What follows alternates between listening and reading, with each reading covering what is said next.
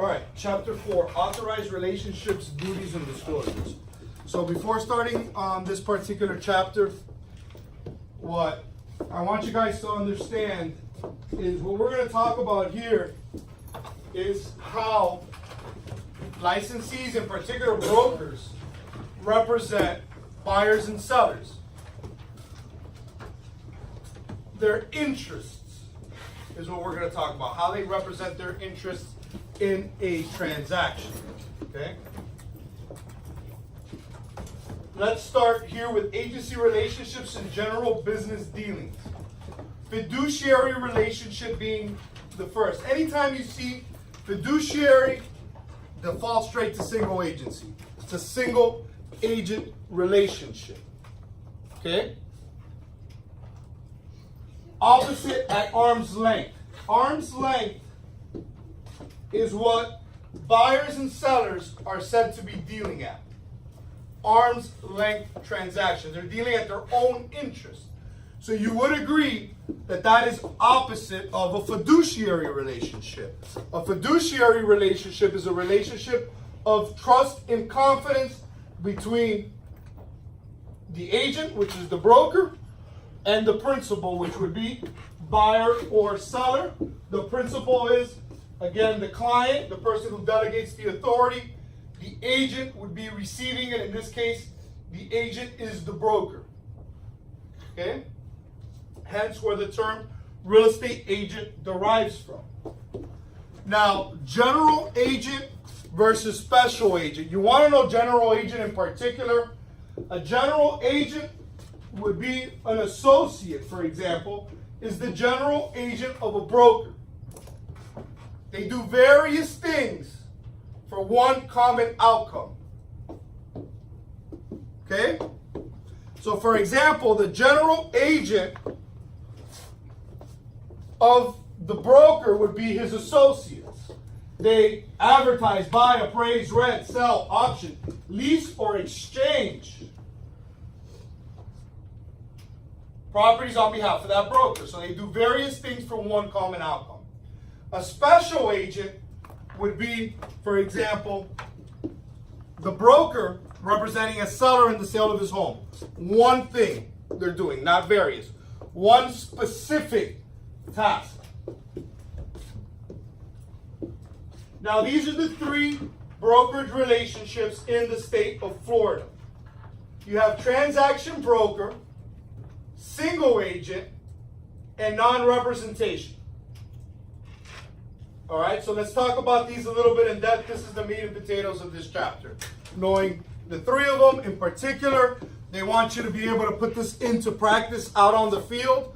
So they will ask you when some of these documents must be given, or if they have to be given at all. And let's start with transaction broker.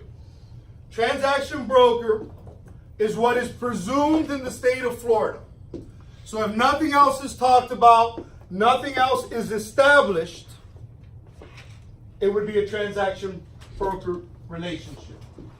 Transaction broker relationship is limited, where the broker can represent both buyer and or seller in the same transaction.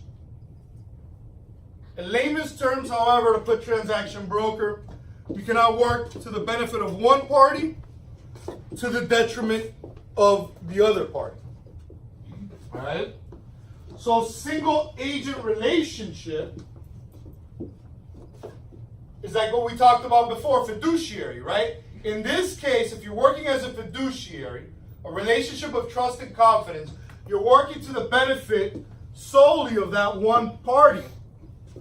You couldn't represent the other, right? In this case, single agent, this person, you could refer to them as your client. Other than that, buyers and sellers are not your clients.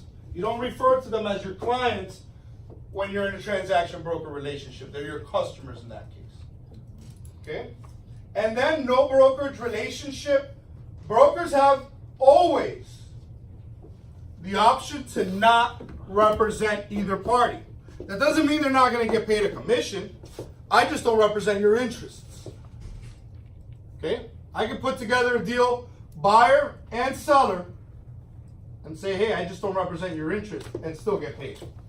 Now, keep in mind, who are these relationships established with? The broker, right?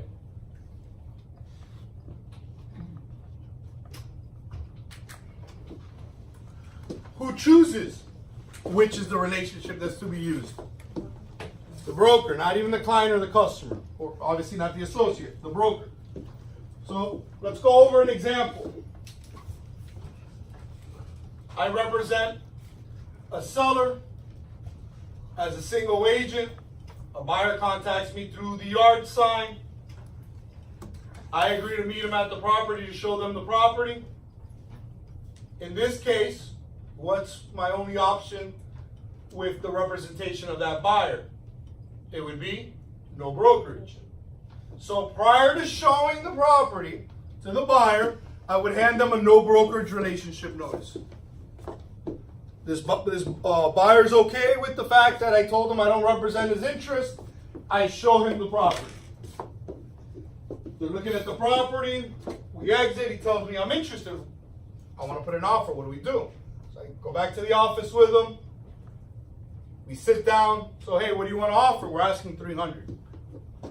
As an example, he tells me, well, I want to go ahead and offer $280, but I'm willing to pay $300 for the property. I want this property. My mom lives a block away. This is where I want to buy it. So we put the offer together for $280. I go visit my seller. I sit down with the seller. What do I tell the seller about that offer? He's willing to pay $300. I don't represent his interest. I represent the seller's interest solely. So in this case, I would tell the seller, hey, this guy's willing to pay $300,000 for the property. Okay?